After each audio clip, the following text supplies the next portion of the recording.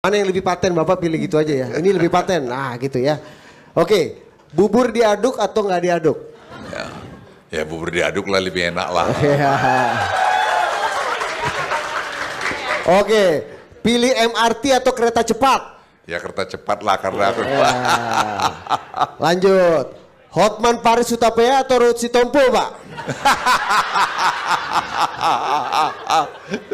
Ya suruh si Ruhut lah biar anu dia. Karena dia kalah DPR kemarin kita pilih dia aja.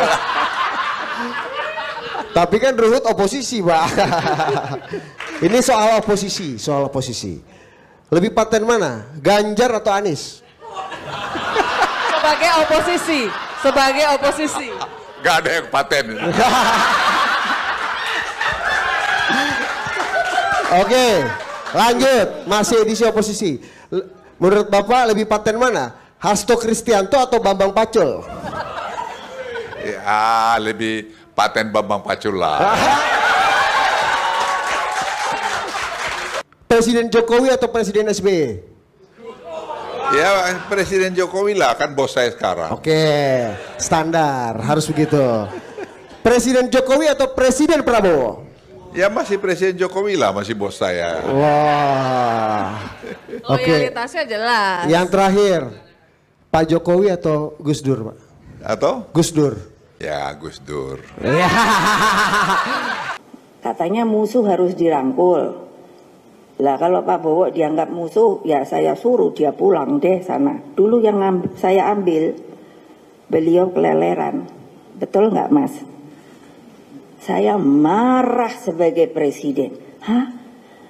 Waktu itu sempat viral, Pak, di media sosial Ibu Mega pidato gitu ya, bahwa waktu itu Bu Mega yang mencoba mengembalikan Pak Prabowo dari Jordania. Katanya eksil, saya marah kepada Panglima, saya marah kepada Menteri Luar Negeri. Kenapa ini anak terbaik bangsa dibiarkan keleleran, quote unquote, di luar negeri.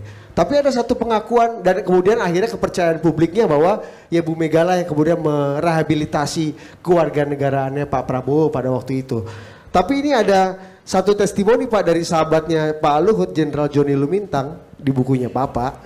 Menurut Joni, Luhutlah yang sebagai duta besar Republik Indonesia di Singapura yang mengeluarkan paspor WNI untuk Prabowo sehingga dia bisa pulang ke Indonesia pada tahun 2001 dan kelak bisa bikin partai politik, bahkan bisa ikut dalam pemilihan presiden 2024. Finally reveal ya. Paten juga data kau ini. Data kau paten juga tuh. Iya, betul nggak Pak bahwa gimana ceritanya? Jenderal Duta Besar yang mulia, Duta Besar Luhut Panjaitan lah yang mengeluarkan paspor untuk. Ya sebenarnya sih ya. Gimana kasih cerita, Pak? Ya setelah Prabowo pergi ke Jordania, kami kan enggak ada kontak waktu itu. Ya jadi saya duta besar. Ya satu siang sekretaris saya namanya Emily itu orang Singapura. Dia bilang, Ambassador, kamu ada tamu orang penting dari Jakarta gitu, jenderal. Saya bilang siapa? Kok saya nggak ada janjian gitu. Dia bilang ada. Ini dia di mana? Di bawah sekarang. Gitu. Saya turun ke bawah. Saya lihat Pak Prabowo di situ. Ya, udah.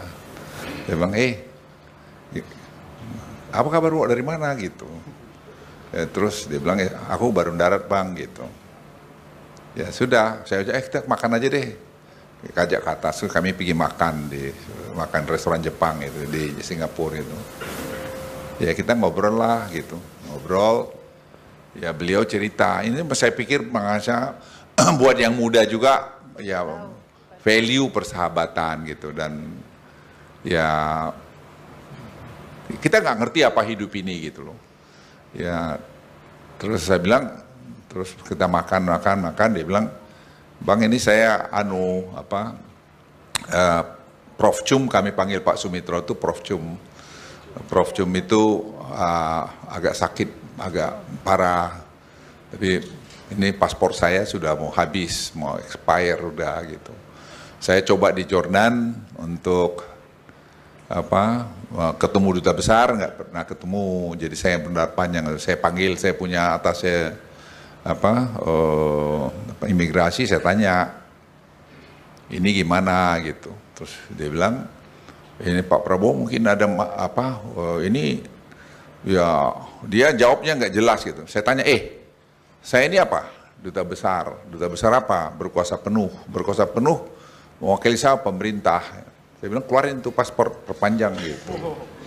Jadi sebenarnya kita tuh kadang-kadang tidak berani membuat keputusan, dan itu banyak di pemerintahan.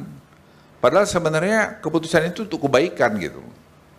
Ya, terus ya pendek cerita ya dikeluarinlah paspor itu dan jalan.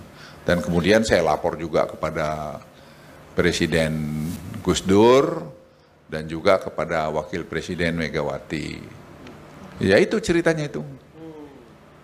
Jadi nilai persahabatannya apa tadi? Ya, saya pikir orang kan kalau waktu itu siapa? Karena sudah dikuyu-kuyu semua. Ya banyak cerita, saya nggak cerita di belakang itulah.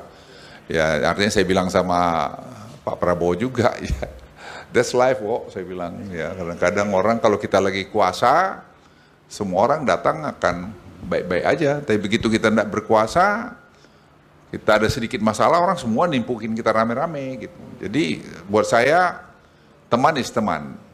Ya, jadi orang mau bilang apa aja ya, he's my good friend. So what gitu loh. That's what friend are for judulnya ya. Jadi paten ya. Jadi waktu itu di saat seluruh kedutaan di mana-mana menghindari mengeluarkan paspor untuk Pak Prabowo, Jenderal Luhut sebagai duta besar ya, luar biasa. Saya gini juga, saya malas juga cerita-cerita itu sebenarnya karena. Tapi penting ini, karena ini menarik, ada 2 keyword, Luhut dan Prabowo, pasti yang baca banyak. Ya, tapi saya yang kenal tadi Anda tanya mengenai Pak Prabowo, saya pikir ya alam ini udah nyiapkan dia untuk jadi presiden untuk saya. Jadi ya dia dengan segala macam pengalamannya, menurut hemat saya kalau dia konsisten terus begini, dia akan presiden yang baik dan akan baik buat Indonesia. Dia meneruskan apa yang sudah dibuat oleh Pak Jokowi. Jadi saya lihat Pak Jokowi juga sampai kemarin saya ketemu masih terus untuk menyiapkan apa-apa yang perlu untuk kelangsungan pembangunan pada zamannya Pak Prabowo yang dulu saya tidak lihat itu. Waktu saya kepala staf presiden 2014. Sekarang ini jadi saya pikir kalau kita 2045 itu nanti negara paling tidak high income country itu ya saya pasti dapat. Pak, jadi lebih galak mana Bapak apa Pak Prabowo sih Pak? Kenapa tuh? Lebih galak mana Bapak sama Pak Prabowo sama Pak Soekarno? Ya, kami dua-dua sama galaknya dulu waktu muda.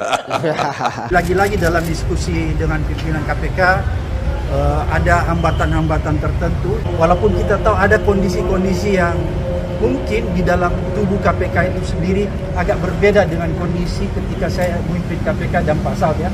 Ada kondisi-kondisi internal mungkin yang menjadi hambatan mereka ya. Menjadi hambatan mereka sehingga tidak secepat waktu zaman saya menyelesaikan masalah. Kira-kira seperti itu ya bayangannya.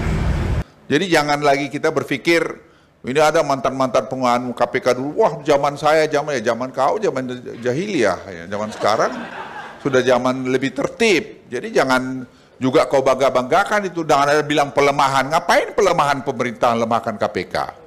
Dengan membangun sistem ini justru penguatan KPK. Jadi jangan senang negerimu nih bilang negara OTT. Enggak lah, jangan bangga lah. Itu apa pengurus, saya bilang kampungan itu. Pengurus-pengurus itu loh, kamu zaman saya OTT aja begini ya, kampungan zaman kau. Sekarang enggak, zaman modern. Udah saya hitungin udah ke-7 nih kampungannya.